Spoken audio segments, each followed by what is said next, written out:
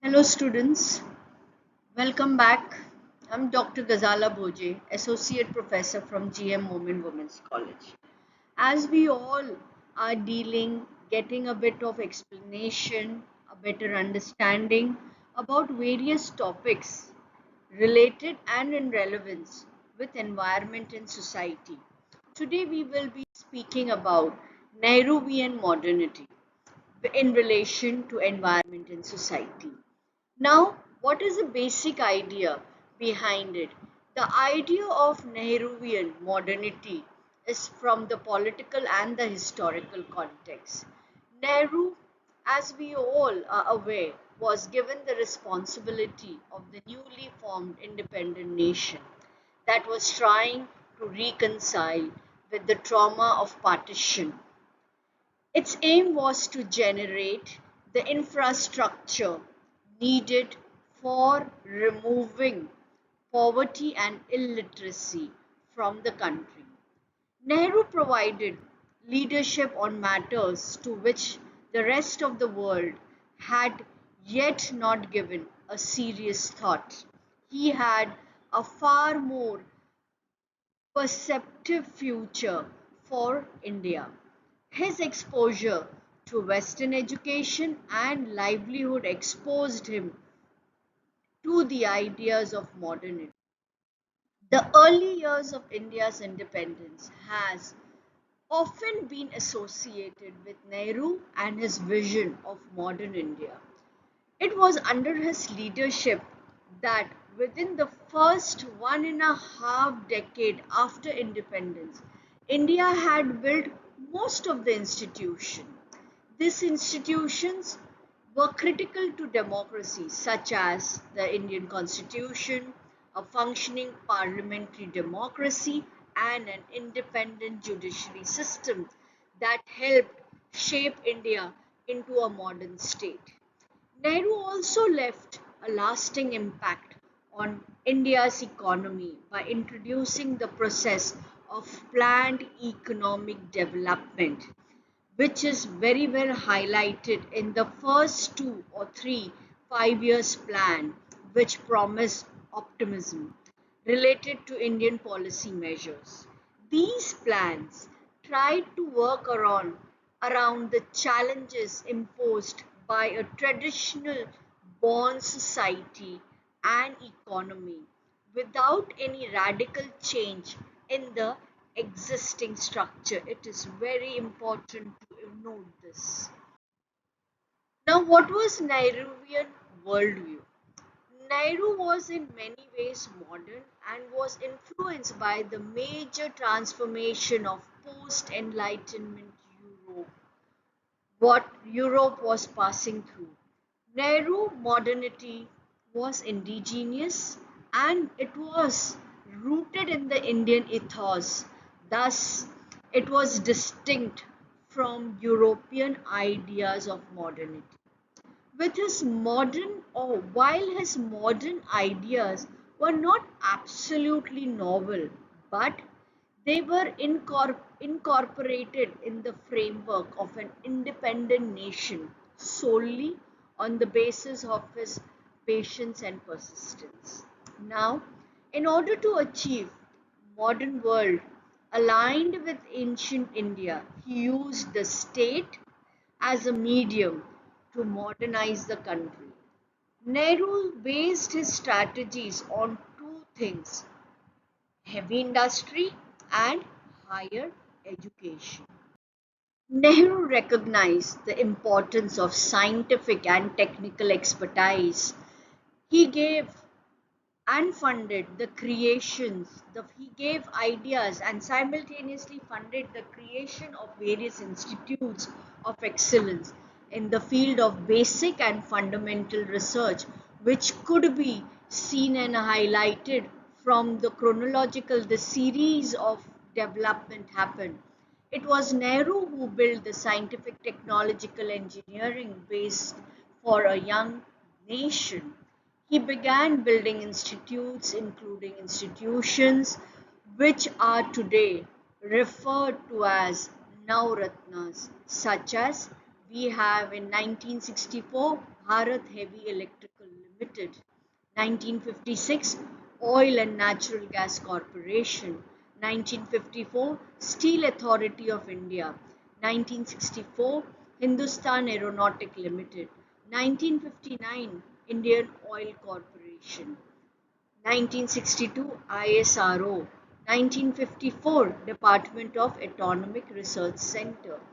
Here we can see how his contributions are there to scientific technical expertise and fundamental research, which gave a lot of progress, a lot of development in scientific, technological, and engineering fields.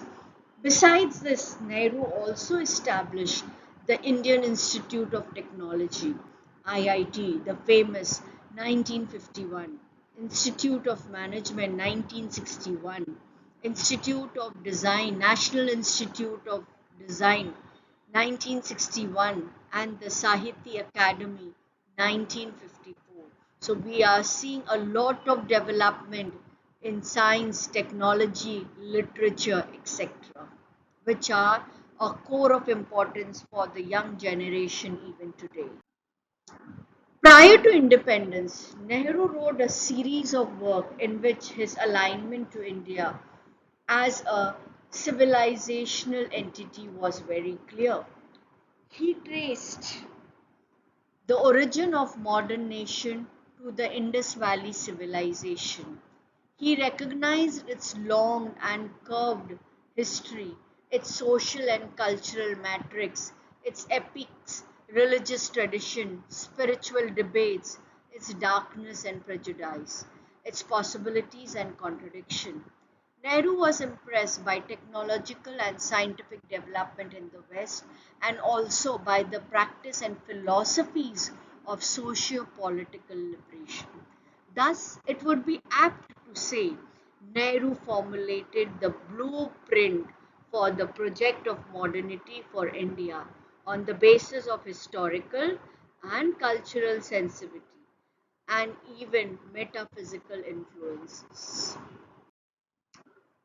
Now, sociologist Avijit Pathak, he gives three central pillars of the modernity project, which are: modernity project gave emphasis to scientific temper as a way of thinking, seeing, acting, and associating with society.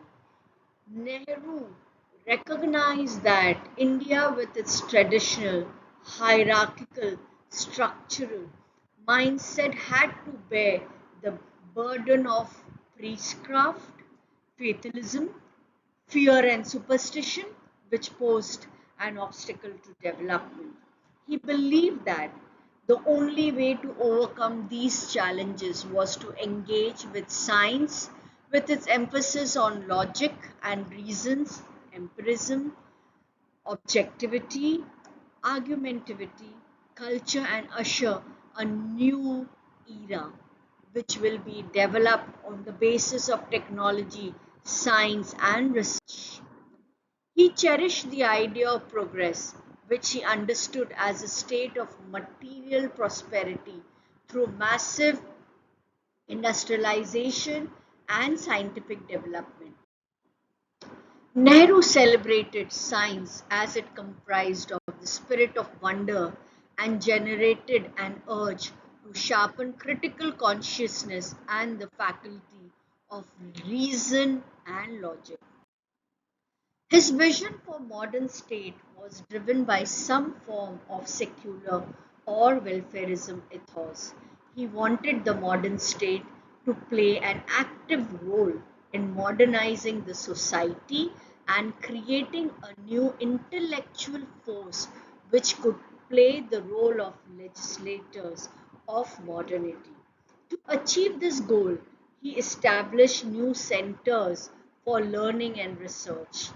This would help consolidate the foundation of Indian nationalism based on the idea of cultural pluralism, a broad pan Indian consciousness, and some form of federal structure which would ensure balance between the center and the states. Now, Nehru's commitment to ecological sustainability.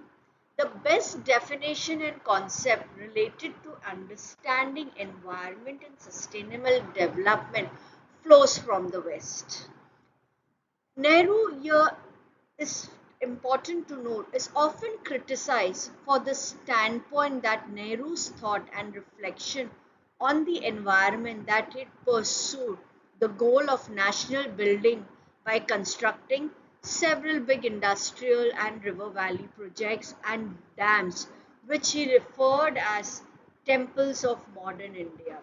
But it is often overlooked that he changed his approach towards this gigantism in the later years, where we are speaking about the use or the exploitation of environment to build up infrastructure. Environment expert Chandra Bhushan has observed that unlike Nehru, today's leaders lacked the capacity to change their opinion on environmental issues in the face of new evidences. Nehru in 1952, the issue of environmental degradation and the necessity to protect nature was raised by Nehru.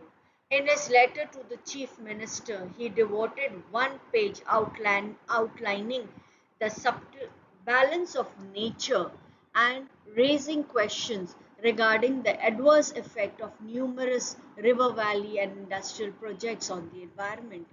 He also emphasized on environment assessment of projects and took a stand in favor of sustainability as early as the 1950s. This is something remarkable to be noted. Now, what was his view, Nehru's view on socialism? The democratic approach of Nehru was seen in the working of Planning Commission, which despite having unlimited power, functioned with responsibility and consensus. Labor intensive industries like small scale industries were promoted, self reliance was emphasized by adopting the import substitution policy, community development programs, etc. were seen. He was persistent for the peasant of India and was aware of how the zamindari system was exploiting the farmer, the peasant. To him, the aim of socialism was to empower the exploited farmer and lead them towards self sustenance. Agriculture cooperatives were created for addressing the problems of farmer and the unemployed. Post independence, the license permit quota Raj was introduced as a policy measure to promote socialism and simultaneously at sustaining the nation. The permit license permit quota Raj had its major limitation that it hindered the growth rate of industrial production. Nehru's socialism or Nehruvian socialism was the need of the hour to keep united as a community and imbibe the ideals of democracy and a feeling of nationhood and a feeling of republic.